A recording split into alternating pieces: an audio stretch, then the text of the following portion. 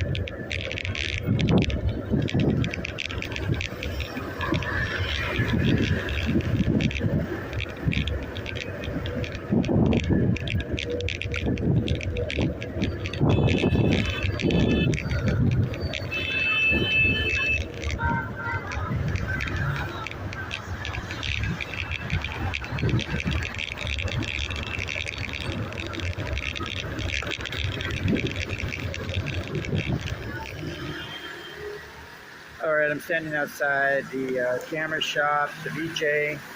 What do they call them? They're called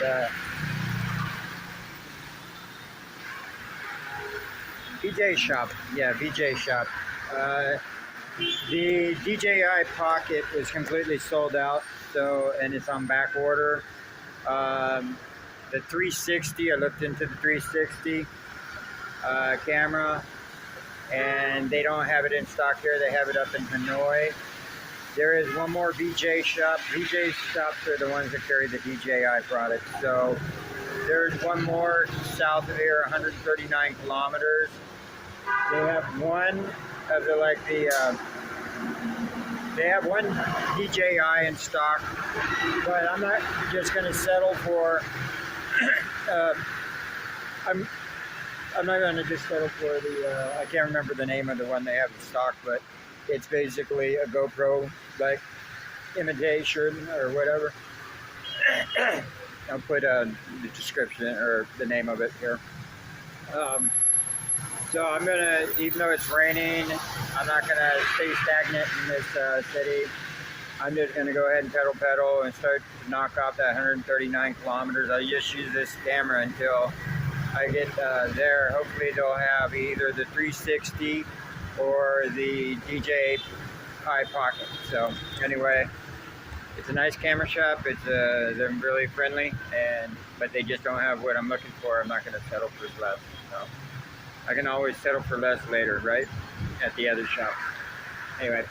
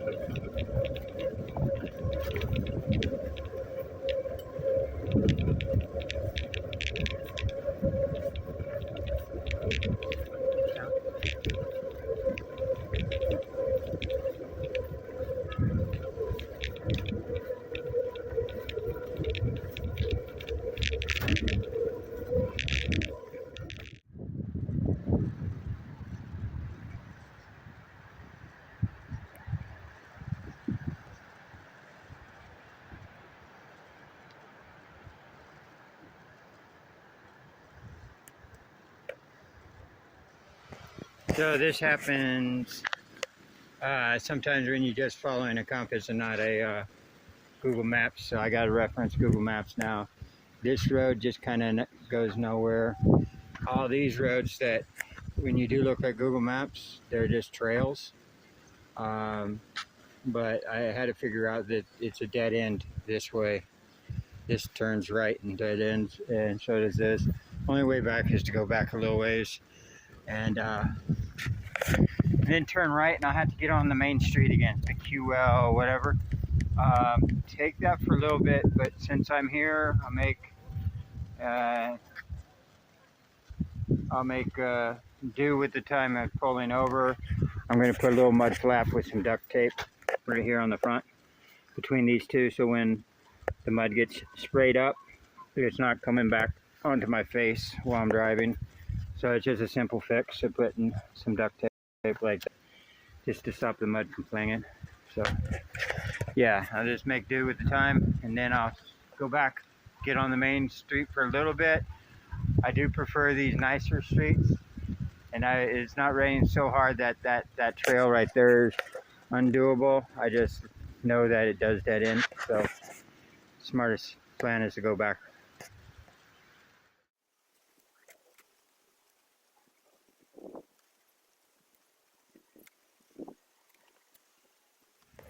And that's all it is. Some duct tape right here, kind of like a look in the back here. So when the mud does come from the tire and gets propelled out front, it gets stopped right there. That way the mud doesn't, like I said, it doesn't cling up in front of you and come back with the your forward momentum and right in your face. So that's all it is, quick fix. So there's modification number 2 for the beast.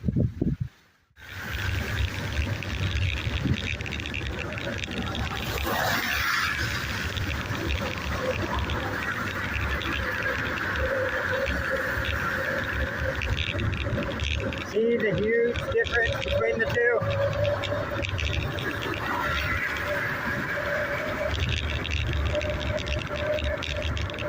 But it is the more direct route.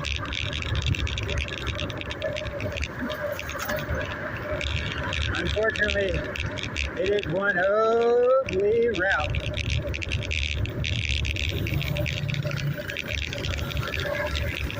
So if you can just get off a few blocks to the right or the left, it might take you a little longer on the back streets, but it's so much nicer.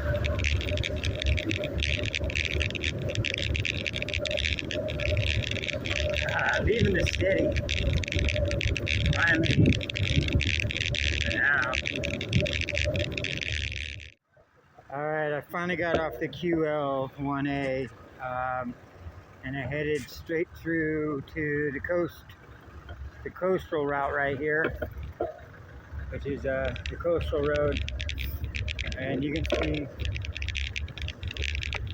I just kind of point to that if I need to, looks like there's plenty of trees that I can hang a hammock from. If I do any camping, I might not be able to post this until tomorrow. And I have to look out for businesses like, let's say, like that one right there. But yeah, and there's just less traffic, so more enjoyable of a road. As soon as I say that, though, a truck decides to get right on this. Yeah, he's going to take a very small route too. Thanks, dude.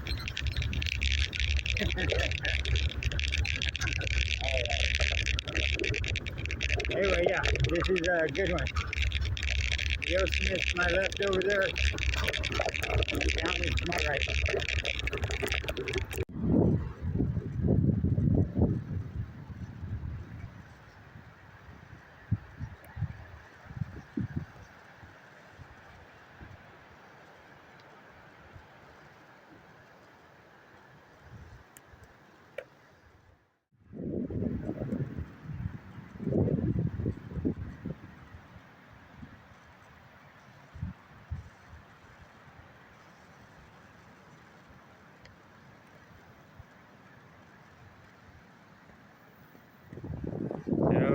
choice.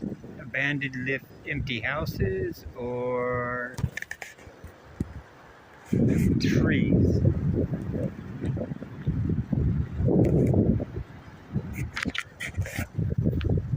I could probably get away with staying in one of those. I don't know how rainproof the ceiling is. I know my tarp's rainproof, and I want to think about that pretty soon. I think trees will be the better bet. I mean, I got my Hennessy hammock, I might as well do that. I don't know what type, I'd be sleeping on the floor in one of those. I mean, don't put it past me, I've done that before. It's just, I think I prefer possibly on this side. I just don't know how at high tide, I don't know how much this water is going to come up. So I'll check the high tide on the internet, see what times they are. Hey, as I was filming that little last section there, two kids on an electric scooter rolled up on me. I saw them checking out that building. I'm not sure if you can still kind of see it there in the past. But everything here is like abandoned or being built up or, you know, not fully developed yet. And I told them, they were curious about where I was coming from and stuff like this, just being friendly.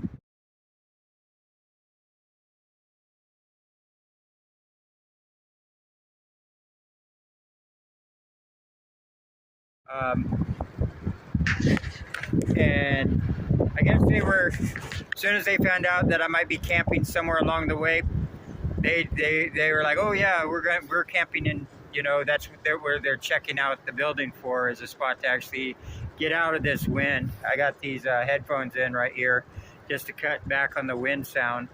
Hopefully it does it justice, but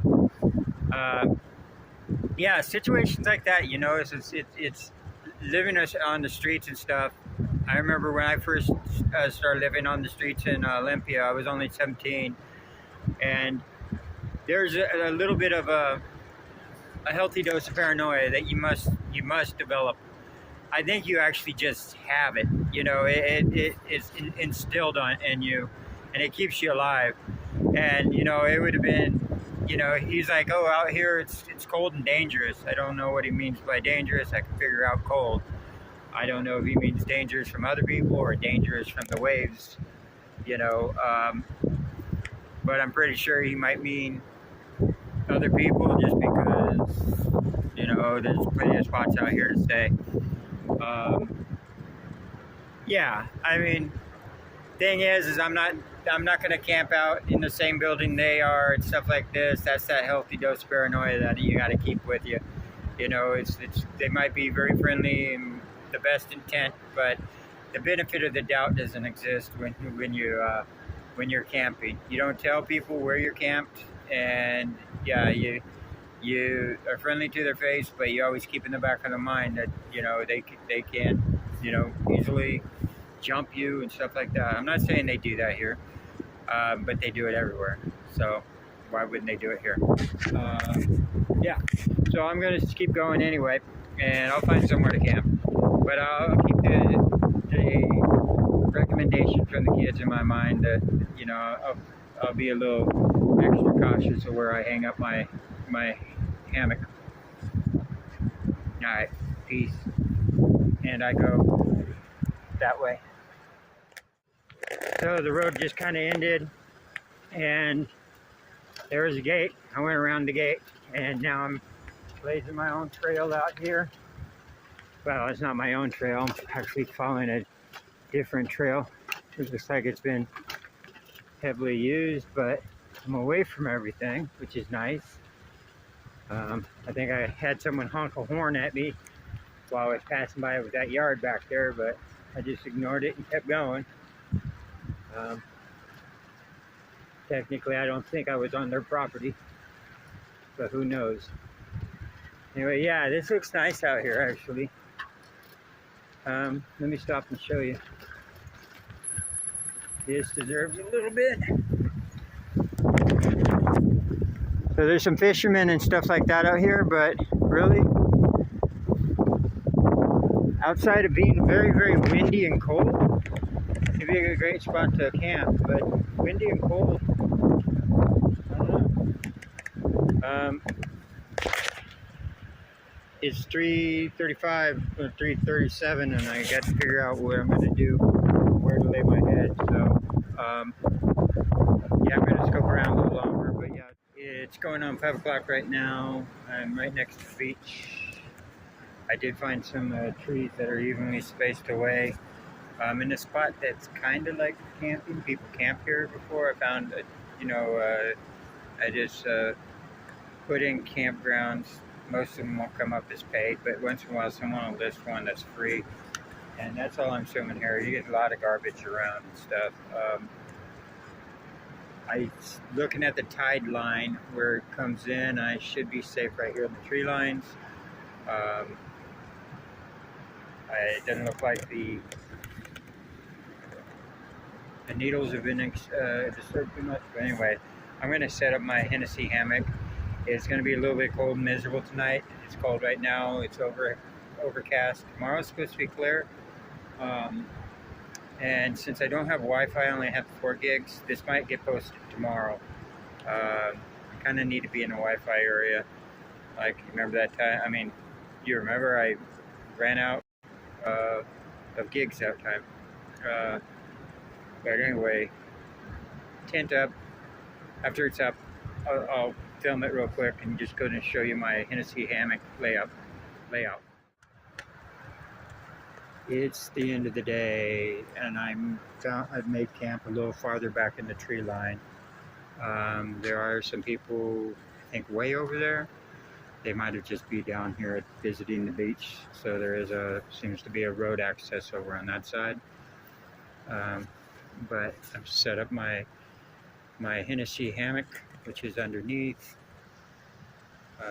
with the hex tarp, which is I bought additionally. I still have the small one I use as a blanket when it gets cold. I just haven't let it go yet because I wasn't sure which one I was going to keep. The hex is a lot bigger, and the way I have it more tinted out right now to keep a little more warm inside to break up the wind. When I do get in it, it does droop a lot, and the sides come in a bit, but if it rains, it'll keep the rain off me, and keeping the sides completely down instead of in porch mode keeps you warmer inside too, keeps the heat better. If you tack it all the way to the ground, it keeps the most warmth in. There won't be the breeze coming up, but the way I got it will be sufficient for tonight. It's been a long time since I actually hung up my Hennessy hammock. and it's nice to get back to it. Like I said, I've been spoiled by the cheap hostels and stuff, and I talk about the hobo life, but since traveling, uh, even going to Jerusalem first and paying 25 euro a night, but it came with a beautiful, at the Abraham hostel, came with a beautiful, like, breakfast in the morning. Uh, and if you do the math, breakfast, hot shower, bunk bed, 25 euro a night or 25 US, it still only comes out to 750. You can't find anywhere in the United States with rent like that. So, in the United States, it's just kind of gotten ridiculous. You're either living in a tent or you're barely making ends meet and living in an apartment, and the bills just stack up. But yeah, it's all set up, and I'm gonna go ahead. This might be, like I said, a little late on the post until I get into a Wi-Fi area, which will be at the next hostel or hotel that I can find under $10. All right, peace and good night, sweet darling. It's time to go. I know this isn't a low light camera, so right now there's pine needles on the ground, so it's clean. I love pine needles. It's the best duff there is. Duff being the stuff that falls off the trees that builds up around the base. Um, yeah, so you might wonder how I stay warm at night. So in a situation like this where I have my cleans and my dirties, those are the two sets of clothes I wear. I put my cleans on underneath my dirties, and then that way I'm layered up, and I just layer with all the clothes that I got, and then I have my head, my neck, and my hands to stay warm. So I have my scarf, my head, my beanie, and my gloves. Um, Outside of that, I do have that extra. I have the poofy jacket, which is going to come in handy tonight. And underneath me, or on top of me, and overall, I wear my rain jacket. Rain jacket's actually the warmest thing because what keeps out rain also keeps in the body heat. And since it's a poncho, I took a poncho on purpose. That way it ventilates all of the body moisture out, and that way I'm not getting drenched underneath. Yeah, so that's how I stay warm at night. I have not done the sleeping bag since Spain, but I love sleeping bags. It's just the weight thing that I've been trying to avoid the weight and the bulk of the sleeping bag by just layering. And if you properly layer, I've traveled with absolutely no gear except for a small SOS emergency bivy shelter. They pack up very small. One thing I don't like about them is they're fluorescent orange, but um, I understand it's supposed to be for emergency cases, and you want to be in an emergency, you want to be seen to be rescued. But I was using it just as I I was using it as a last minute crawl in when it got too cold, and it did. It got too cold, and I had to use it up in Flagstaff once, and I used it several times in Arizona too, because the nights got really cold. But anyway, yeah, that's how I stay warm at night. And night night.